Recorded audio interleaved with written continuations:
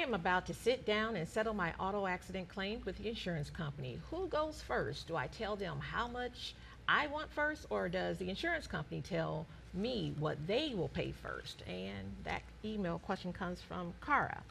Well, what I'd tell Cara, good question, and usually the plaintiff or the claimant, our side, will make a demand, and we'll send a packet to the insurance company, and then they will come back with a counter demand, and like I said a little bit earlier, we'll give them a reasonable amount of time, and we may go back and forth a few times.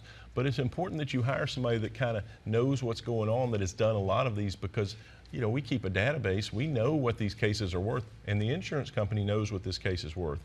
But what they're going to do is they're going to evaluate your claim. They put it in, a lot of them are using AI now, and they'll stick it into a machine and then they'll just pop out a number. Well, that doesn't really take into account you, Cara. It doesn't take into account the effect on you. And I don't care what machine and how smart it is, there's not a machine in the world that can replace a jury and look at someone and see the emotional and the real effect on somebody that a real catastrophic injury will have.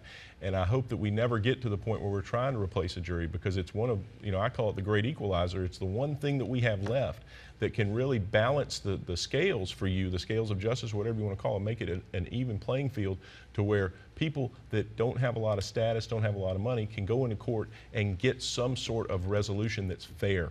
That's the most important thing. And I don't think AI can ever replace 12 people from Hinds County saying what's fair.